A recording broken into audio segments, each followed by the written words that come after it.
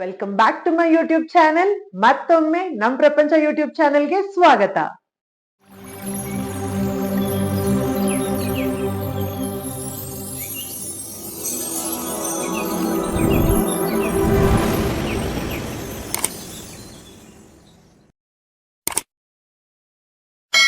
ಇವತ್ತಿನ ವಿಡಿಯೋ ಏನಂತ ಆಲ್ರೆಡಿ ಎಲ್ಲರೂ ತಮ್ಲೈನ್ ಅಲ್ಲಿ ನೋಡಿರ್ತೀರಾ.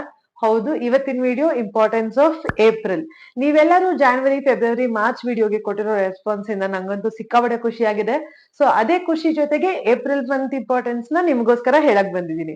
So April month English calendar ಪ್ರಕಾರ 4ನೇ ತಿಂಗಳು, ಇದು ಎಲ್ಲರಿಗೂ ಗೊತ್ತಿದೆ. ಬಟ್ ರೋಮನ್ ಕ್ಯಾಲೆಂಡರ್ ಪ್ರಕಾರ ಇದು 2ನೇ ತಿಂಗಳು. ಸೊ ಏಪ್ರಿಲ್ ಅನ್ನೋ ಹೆಸರು ಬಂದಿದ್ದು ನಮ್ಮ ಲ್ಯಾಟಿನ್ ವರ್ಡ್ ಅಪೇರಾ ಇಂದ.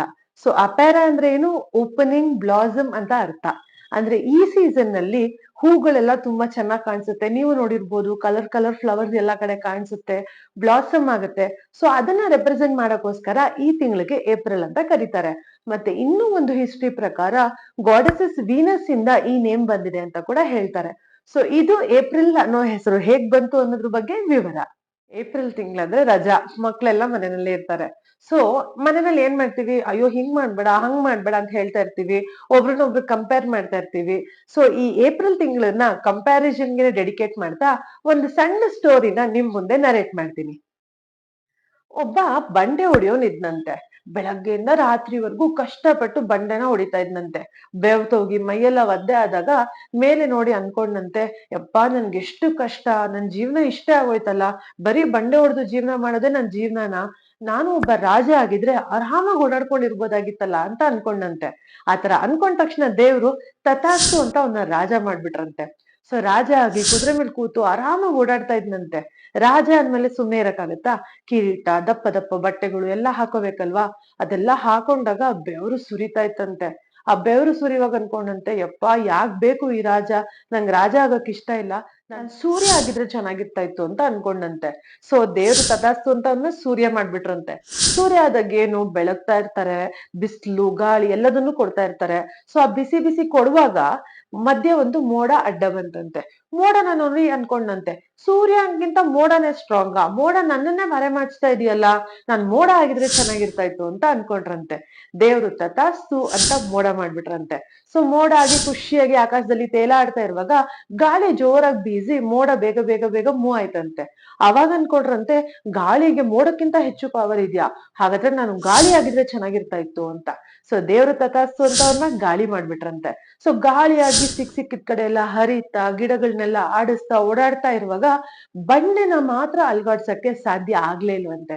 ಎಷ್ಟೇ ಜೋರಾಗಿ ಗಾಳಿ ಬೀಸಿದ್ರು ಬಂಡೆ ಅಲಗಾಡ್ಲೇ ಇಲ್ಲ. ಸೊ ಅವಾಗ ಅನ್ಕೊಂಡ್ರಂತೆ, ಗಾಳಿಗಿಂತ ಬಂಡೆ ಪವರ್ಫುಲ್, ನಾನು ಬಂಡೆ ಆಗಿದ್ರೆ ಚೆನ್ನಾಗಿರ್ತಾ ಇತ್ತು ಅಂತ. ದೇವ್ರು ತಥಾಸ್ತು ಅಂತ ಅವ್ರನ್ನ ಬಂಡೆ ಮಾಡಿದ್ರಂತೆ. ಸೊ ಬಂಡೆ ಬ್ರೇಕ್ ಆಗಕ್ಕೆ ಒಂದೇ ಒಂದು ಹುಳಿ ಪೆಟ್ಟು ಸಾಕು.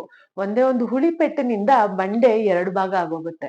ಸೊ ಮಾಡ್ದವನ್ ಯಾರು? ಬಂಡೆ ಹೊಡಿಯೋನು. ಸೊ ಅವಾಗ ಅನ್ಕೊಂಡಂತೆ, ಬಂಡೆ ಹೊಡಿಯೋನು ಬಂಡೆಗಿಂತ ಸ್ಟ್ರಾಂಗ್. ಸೊ ವಾಪಸ್ ತಿರ್ಗಾ ಅವನ್ ಸ್ವಸ್ಥಾನಕ್ಕೆ ಹೋಗಿ ತಿರ್ಗಾ ಬಂಡೆ ಹೊಡಿಯೋನೆ ಆದ್ನಂತೆ. ಸೊ ಈ ಸ್ಟೋರಿಯಿಂದ ನಿಮ್ಗೆಲ್ಲ ಏನ್ ತಿಳಿದ್ ಬಂತು ಅಂದ್ರೆ, ಕಂಪ್ಯಾರಿಸನ್ ತುಂಬಾ ಕೆಟ್ಟದು. ನಾವು ಪ್ರತಿ ಸತಿ ಅವ್ರು ಚೆನ್ನಾಗಿದ್ದಾರೆ, ಇವ್ರು ಚೆನ್ನಾಗಿದ್ದಾರೆ, ನಮ್ ಲೈಫ್ ಚೆನ್ನಾಗಿಲ್ಲ ಅಂತ ಕಂಪ್ಯಾರಿಸನ್ ಮಾಡ್ಕೊಳ್ತಾನೆ ಇದ್ರೆ ಇದಕ್ಕೊಂದು ಎಂಡ್ ಅಂತಾನೆ ಇರೋದಿಲ್ಲ. ಸೊ ನಾವ್ ಯಾವತ್ತೂ ಕಂಪ್ಯಾರಿಸನ್ ಮಾಡ್ಕೋಬಾರ್ದು. 2ನೇ ವಿಷಯ ಏನಂದ್ರೆ, ಮನೆಯಲ್ಲಾಗ್ಲಿ ಶಾಲೆಗಳಲ್ಲಾಗ್ಲಿ ಎಲ್ಲೇ ಆಗ್ಲಿ ಮಕ್ಳಿರುವಾಗ ನಾವು ಕಂಪೇರ್ ಮಾಡ್ತೀವಿ. ಸೊ ಇವ್ನಿಗಿಂತ ಇವ್ನ್ ಚೆನ್ನಾಗ್ ಓದ್ತಾನೆ, ಇವಾಗ ಇಬ್ರು ಮಕ್ಳಿದ್ರೆ ನಮ್ ದೊಡ್ಡ ಮಗ ಓದ್ತಾನೆ, ಚಿಕ್ಕ ಮಗ ಓದಲ್ಲ, ಈ ತರ ಕಂಪ್ಯಾರಿಸನ್ಸ್ ಎಲ್ಲ ಇರುತ್ತೆ. ಸೊ ಆತರ ಕಂಪ್ಯಾರಿಸನ್ ಮಾಡೋದು ಖಂಡಿತ ತಪ್ಪು. ಯಾಕೆಂದ್ರೆ ಒಂದೊಂದು ಮಗುಗೂ ಅವ್ರದ್ದೇ ಆದ ಒಂದು ಸ್ಪೆಷಲ್ ಕ್ಯಾರೆಕ್ಟರ್ಸ್ ಇರುತ್ತೆ. ಸೊ ವೇದಾಂತಿಗಳು ಹೇಳಿರೋ ತರ every child is a flower. So ಅದು ಬ್ಲೂಮ್ ಆಗೋದು ಅದ್ರ ಟೈಮ್ ಬಂದಾಗ್ಲೇನೆ. ಸೊ ನಾವ್ ಆ ಟೈಮ್ ನು ಕೊಡ್ಬೇಕು, ಮತ್ತೆ ಅವರಲ್ಲಿರೋ ಒಂದು ಸ್ಪೆಷಲ್ ಕ್ಯಾರೆಕ್ಟರ್ ನ ಗುರುತಿಸ್ಬೇಕು. ಸೊ ಟ್ಯಾಲೆಂಟ್ ಎಲ್ಲ ಮಕ್ಕಳಲ್ಲೂ ಇರುತ್ತೆ. ಸೊ ಕಂಪ್ಯಾರಿಸನ್ ಮಾಡಬಾರ್ದು ಅನ್ನೋದು. ಶಾಲೆಗಳಲ್ಲೂ ಅಷ್ಟೇ, ತುಂಬಾ ಶಾಲೆಗಳಲ್ಲಿ ಮಾಡೋದಿಲ್ಲ, ಕೆಲವು ಶಾಲೆಗಳಲ್ಲಿ ಕಂಪೇರ್ ಮಾಡ್ತಾರೆ. ಅಂದ್ರೆ ಡಲ್ ಆಗಿರೋ ಮಕ್ಳಿದ್ರೆ ಹಿಂದೆ ಕೂಡ್ಸೋದು ಆತರ ಎಲ್ಲ ಮಾಡ್ತಾರೆ. ಆತರ ಮಾಡ್ಬಾರ್ದು. ಅವ್ರಿಗೆ ಏನ್ ಬೇಕು ಅಂತ ತಿಳ್ಕೊಂಡು ನಾವು ಕೊಟ್ಟಾಗ ಖಂಡಿತ ಅವರಲ್ಲಿ ಇಂಪ್ರೂವ್ಮೆಂಟ್ ಆಗುತ್ತೆ. ಸೊ ನಮ್ ಟ್ಯುಟೋರಿಯಲ್ಸ್ ಅಲ್ಲೂ ಅಷ್ಟೇ, ನಾವು ಕಂಪ್ಯಾರಿಸನ್ ಮಾಡೋದಿಲ್ಲ. ಮತ್ತೆ ಯಾವ ಮಕ್ಳು ಡಲ್ ಆಗಿರ್ತಾರೋ ಅವ್ರು ಇಂಪ್ರೂವ್ ಆಗ್ಬೇಕಂತ ಇಂಡಿವಿಜುವಲ್ ಕ್ಲಾಸಸ್ ನ ತಗೊಳ್ತೀವಿ, ಅವರಿಗೆ ಮೋಟಿವೇಟ್ ಮಾಡ್ತೀವಿ, ಮೋಟಿವೇಶನಲ್ ಸ್ಪೀಚಸ್ ಕೊಡ್ತೀವಿ. ಸೊ ಅದರಿಂದ ಎಲ್ಲಾ ಮಕ್ಳು ಗ್ರೋ ಆಗಕ್ಕೆ ಈಸಿ ಆಗುತ್ತೆ. ಸೊ ಇದೇ ರೀತಿ ನಾವು ಕಂಪ್ಯಾರಿಸನ್ ಮಾಡೋದೇ ಆದ್ರೆ ಯಾವ್ದ್ರ ಜೊತೆ ಮಾಡ್ಬೇಕು? ನಮ್ಮ ಜೊತೆಗೆ ನಾವು ಕಂಪೇರ್ ಮಾಡ್ಕೋಬೇಕು. ನಿನ್ನೆ ಹೇಗಿದ್ವಿ, ಇವತ್ ಹೇಗಿದೀವಿ. ಯಾವ್ದಾದ್ರು ಒಂದ್ ಕೆಲ್ಸ ತಗೊಂಡ್ರೆ ನಿನ್ನೆಗಿಂತ ಆ ಕೆಲ್ಸನ ಇವತ್ತು ಅತ್ಯುನ್ನತವಾಗಿ ಮಾಡ್ಬೇಕು, ಶ್ರೇಷ್ಠವಾಗಿ ಮಾಡ್ಬೇಕು. ನಿನ್ನೆಗಿಂತ ಇವತ್ತು ನಾವು ಪ್ರೊಡಕ್ಟಿವ್ ಆಗಿರ್ಬೇಕು, ನಮ್ ಬದುಕು ಇನ್ನೂ ಚೆನ್ನಾಗಿರ್ಬೇಕು ಅಂತ ನಮ್ಮನ್ನ ನಾವು ಕಂಪೇರ್ ಮಾಡ್ಕೊಳ್ತಾ ಹೋದ್ರೆ ನಮ್ಮಲ್ಲಿ ಪ್ರೋಗ್ರೆಸ್ ಸಾಧ್ಯ ಆಗುತ್ತೆ. ಸೊ ಅದರಿಂದ ಯಾವ ತೊಂದರೆಗಳು ಕೂಡ ಬರೋದಿಲ್ಲ.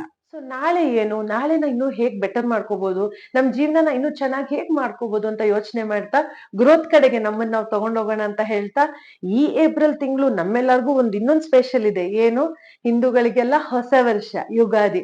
ಸೊ ಎಲ್ಲರೂ ಯುಗಾದಿನ ತುಂಬಾ ಚೆನ್ನಾಗಿ ಸೆಲೆಬ್ರೇಟ್ ಮಾಡಿದೀರಾ ಅಂತ ನಂಗೆ ಗೊತ್ತು. ಸೊ ನನ್ ಕಡೆಯಿಂದ ಮತ್ತೆ ನಮ್ ಚಾನೆಲ್ ಕಡೆಯಿಂದ ನಿಮ್ಮೆಲ್ಲರಿಗೂ ಯುಗಾದಿ ಹಬ್ಬದ, ನಮ್ಮ ಹೊಸ ವರ್ಷದ ಹಾರ್ದಿಕ ಶುಭಾಶಯಗಳು. So stay tuned for May month. April month ನ do not compare yourself with anybody ಅಂತ ಹೇಳ್ತಾ, ನಿಮ್ಮೆಲ್ಲರಿಗೂ ಯುಗಾದಿ ಹಬ್ಬದ ಹಾರ್ದಿಕ ಶುಭಾಶಯಗಳನ್ನ ಕೋರ್ತಾ ಈ ಲಾಗ್ನ ಇಲ್ಲಿಗೆ ಎಂಡ್ ಮಾಡ್ತಾ ಇದ್ದೀನಿ. ಶೇರ್ ಮಾಡಿ, ಲೈಕ್ ಮಾಡಿ, ಸಬ್ಸ್ಕ್ರೈಬ್ ಮಾಡೋದನ್ನ ಮರಿಬೇಡಿ. Thank you.